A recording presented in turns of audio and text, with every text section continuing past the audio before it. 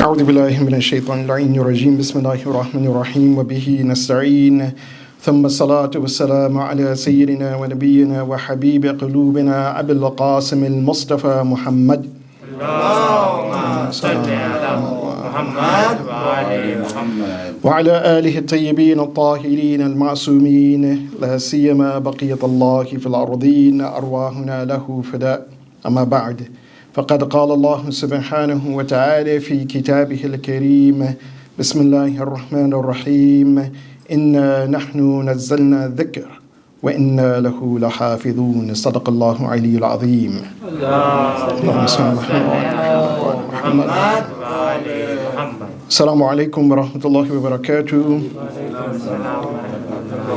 and Jumah Mubarak.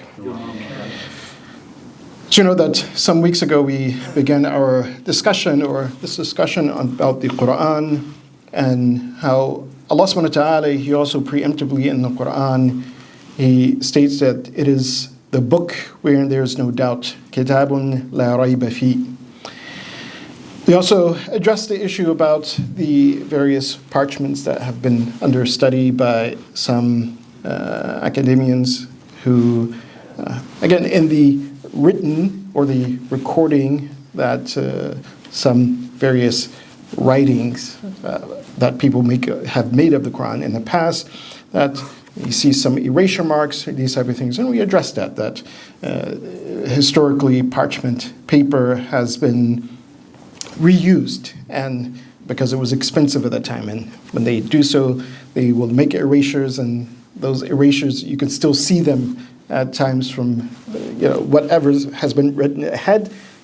You can see what was written before previously, and these are again human writings or human statements, or that they've written, made mistakes, they erase, and they again try to correct those mistakes. But I want to focus a little bit here also on what Allah subhanahu wa ta'ala, He states that in Surah Al-Hijr, that's chapter 14 in the Quran, verse 9, where He makes the statement, Inna nahnu nazzalna dhikr, that we have revealed the Quran with certainty, that this book is from Allah subhanahu wa ta'ala, the revelation is from Allah subhanahu wa ta'ala. Wa inna lahu lahafidhun, and we are the ones who are protected. Now, Allah subhanahu wa ta'ala, He uses this we because He delegates His creation. And this is one of the statements of why Allah subhanahu wa ta'ala, He uses this term nahnu, that we have revealed or we have protected, because Allah subhanahu wa ta'ala in that process He delegates His creation. So for example, with regards to the revelation of Allah subhanahu wa ta'ala, that He gives that revelation is given to quite often Jibreel, archangel of Allah subhanahu wa ta'ala, and then Jibreel, he takes it to the Anbiya. And this has happened over the course of time. If we look at what is recorded about the Prophet Musa, what is recorded about the Prophet Isa, that there's this contact between these Anbiya and Allah subhanahu wa ta'ala through the angel Jibreel. And at times, of course, especially when we see that with the Prophet Musa as well, there's kind of this emphasis that he is one who has been spoken directly to Allah subhanahu wa ta'ala. And most of his communication is through that. There are some encounters where we find, when we look into the Rawayat, that yes, the Musa and Jibreel are in contact. But for a great deal of the wahy to the Prophet Musa, that it is direct to the Prophet Musa. So in any case, Allah subhanahu wa ta'ala, with regards to His revelation, and this is one of the interesting points here, is revelation in general, but specifically as well with regards to the Quran, that inna nahnu nazzalna dhikr wa inna lahu lahafidhun. And the measure in which Allah subhanahu wa ta'ala, He protects this revelation, the revelation that He sends forth to mankind, is on one hand through that process. Because that process of Allah subhanahu wa ta'ala delegating the revelation to the angel, Jibreel, or any of His angels, and then thereafter delegating it to the prophets, and then thereafter the prophet is delivering it to their ummah, their nation. All of these are, again, measures of protecting that revelation of Allah subhanahu wa ta'ala. Of course, Allah subhanahu wa ta'ala himself has that revelation. He knows that revelation. That revelation is not forgotten. But why these stages of protection of that revelation? That it will be sound and protected. On one hand, it will be a hujjah. There will be a hujjah. That it would not be simply Allah subhanahu wa ta'ala on the Day of Judgment that, look, this was revealed to you. And someone would say, oh, no, we never had this revealed. But no, Allah subhanahu wa ta'ala says that, again, bring forth Jibreel. Jibreel will testify, yes, this is what I delivered to the prophets. The prophet will also testify that, yes, this is what I delivered to humanity. It's one of the verses that in the Quran itself, which speaks about this as well, when it speaks about that scenario on the Day of Judgment, when Allah subhanahu wa ta'ala, He addresses Nabi Isa alayhi salam, and He says that, why did the people worship you? Did you tell the people worship you? And the Prophet Isa, he will respond that, no, I only delivered what you delivered to me. I never told people to worship me. So again, that is a hujjah from Allah subhanahu wa ta'ala upon mankind. So that revelation of Allah subhanahu wa ta'ala is protected. With that, I want to just express or at least give one of the statements of one of our ulama, because it's important to understand that concept. In one of our famous tafsir Bayan al-Sa'ada, which is a tafsir of which delves into a lot of the spirituality of the ayat of Allah subhanahu wa ta'ala. So he speaks about this hifth, that how Allah subhanahu wa ta'ala protects the Quran. And he says, he makes this one statement, he says that even if someone, a person, makes a mistake when they write the Quran, and there's any mistake of that. This is, again, a hypothetical, and this is why I gave the first part, that look, what are the stages of Allah subhanahu wa ta'ala's protecting His revelation? He says, if someone had did that, meaning by mistake, or even intentionally changed something in Allah subhanahu wa ta'ala's revelation, then Allah subhanahu wa ta'ala, He says, one should know that that is only in the form, the surah. It is only an apparent aspect of what Allah subhanahu wa ta'ala had revealed, but not in that actual thing which Allah subhanahu wa ta'ala has revealed. Why? Because the actual revelation that Allah subhanahu wa ta'ala revealed, again, it has these layers of protection. And one of the things that, again, not only by our scholarship, but if we look at the scholarship of biblical scholars, and quite interesting, when I was at Duke as well, there were folks who were in my department, Department of Religion, where they also, again, they believed that, yes, they were devout Christians, some were Jews, but they said that, no, this Bible which we have, says this is not what was revealed. Through their own biblical scholarship, they said, no, this has been changed. Things have been changed, things have been taken out. So they did not believe in the Bible that you buy. They said, oh, well, we go only to that Hebrew Bible. And that's what we consider the Bible. Or some say, we go to that Greek Bible, and certain texts of that. Not all of the texts, it's only certain things of it that has been preserved. And so with that, even by their own account, that what has happened is that there has been tampering with those things.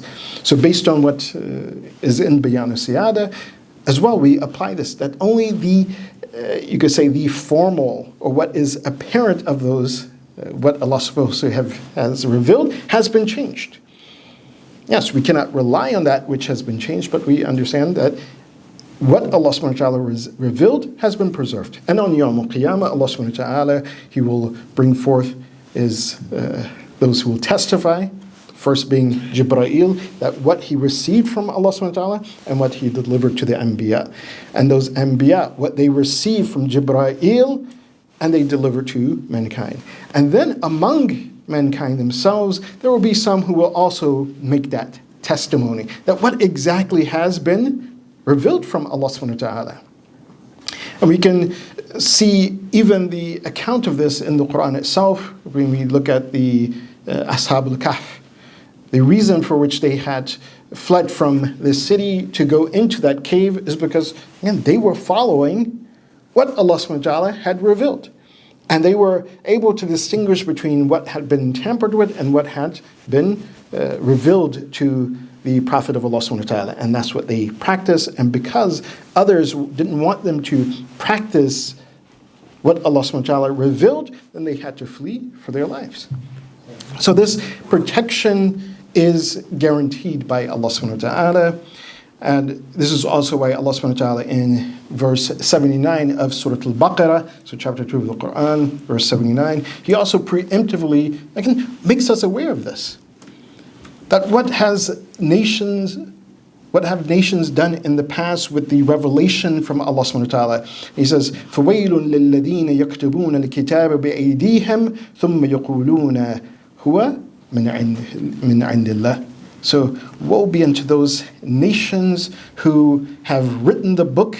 In other words, they've tampered with the book, they've changed the book with their own hands. And then they say that this is from Allah subhanahu wa ta'ala. And just to give a part of the information or part of scholarship, although, again, we'll find some biblical scholars, they will not agree with the biblical convention that took place, I believe this was perhaps the late 80s or so, where the late 80s, early 90s, where the Bible was studied by over 1,000 biblical scholars, pastors, to discover and to find out what exactly is part of the Bible. What exactly are the words of Isa ibn Maryam? And what are things which are perhaps tampered with? And they color-coded this book that they researched to color-code that, oh, well, this is definitely from the prophet, this is definitely the revelation.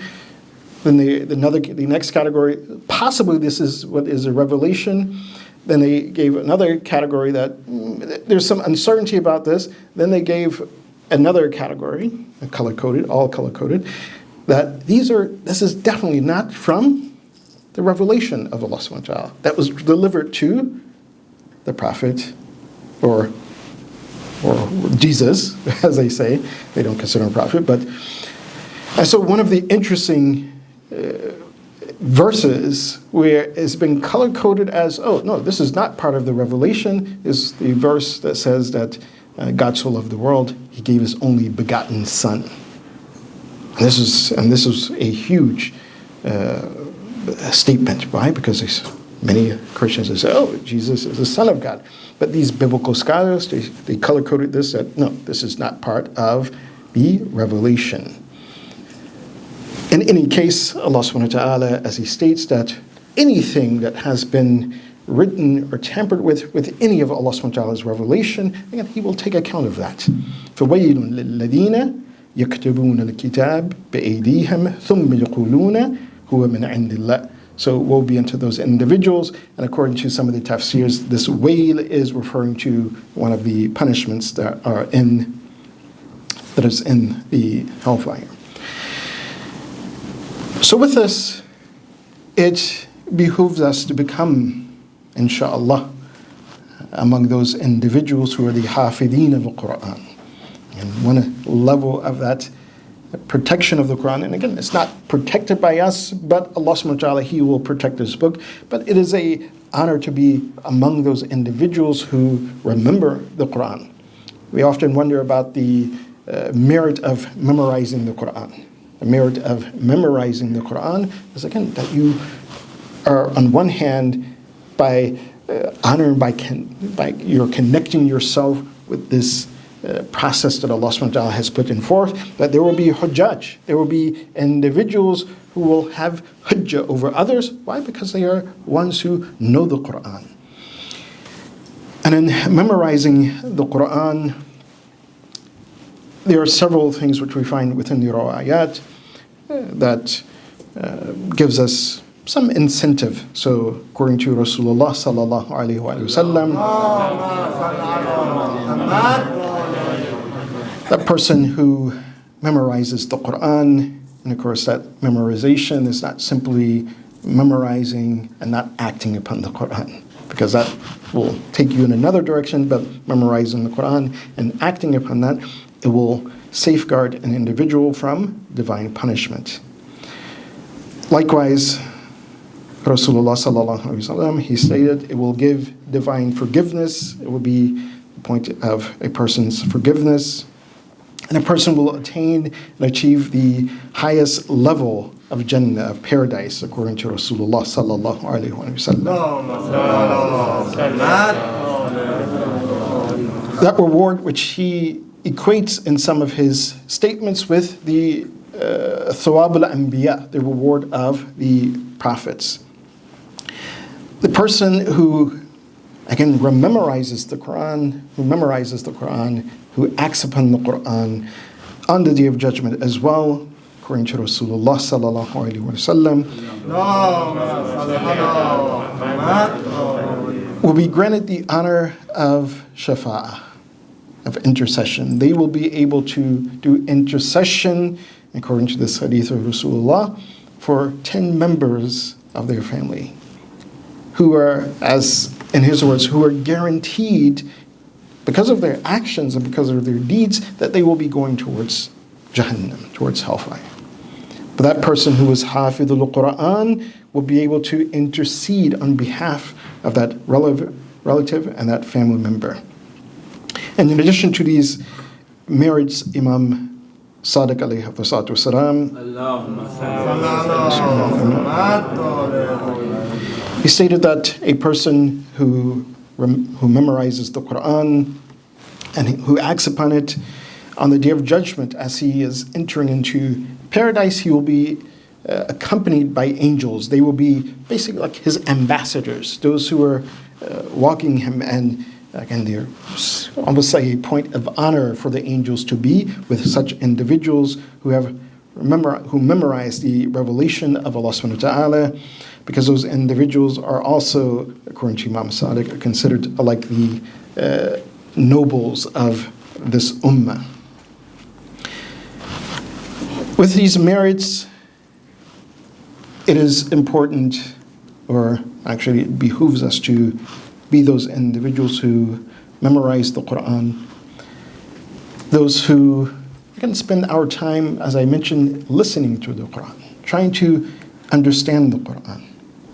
And I'll end with this one point, because this is, I think, quite relevant, because quite often we spend our time memorizing a lot of stuff, sometimes a lot of information about different things. And the question that we should ask ourselves is, how much time do we actually spend listening and memorizing the words of Allah subhanahu wa ta'ala, understanding those words of Allah subhanahu wa ta'ala, becoming engaged with those words, being inspired by the Quran, that revelation of Allah subhanahu wa ta'ala. Because, again, quite often, if we assess our own selves, we see, we can give the stats about, this football game or this basketball game, or, hey, how many points this person made and how many points that person made. Oh, this guy is, how good he is in this game or that game. But then when it comes to the Quran, have we even memorized the order of the Quran? That which chapter is first? Or, sometimes we can get at least up to the first 10 chapters, and then the ones in between, which chapter is this? Simply memorizing the Quran, the aspects of the Quran, and not, again, neglecting these things. Imam Sadiq alayhi salatu wasalam, just as a matter of encouragement, even a matter of reflection, to think about what we listen to and what we memorize. He states, وَرَأَيْتُ الْقُرْآنَ قَدْ ثَقُلَ عَلَى النَّاسِ اسْتِمَاعُهُ وَخَفَّ عَلى النَّاسِ اسْتِمَاعُ الْبَاطِلِ. Allah. One of the reasons is, as he says that I see that sometimes the Quran is weighty and it's difficult for people to listen to. Again, perhaps because they're not being entertained. It's not a touchdown, or it's not a goal, a soccer goal. No, the Quran is about the reality of life. He says, so it becomes weighty for people sometimes to listen to. He says, but however, those things which are batil, those things which are invalid, he says, it becomes easy. وَخَفَ عَلَى النَّاسِ إِسْتِمَاعُ الْبَاطِلِ. And it becomes easy for people to listen to that which is invalid. Again, to entertain ourselves. Again, we should truly assess ourselves. Again, doesn't mean that we should not entertain ourselves. No. And according to the Rawayat of Ahlul Bayt, they say that part of our division of time is to indulge in those things which give us pleasure. They're halal, but they give us pleasure.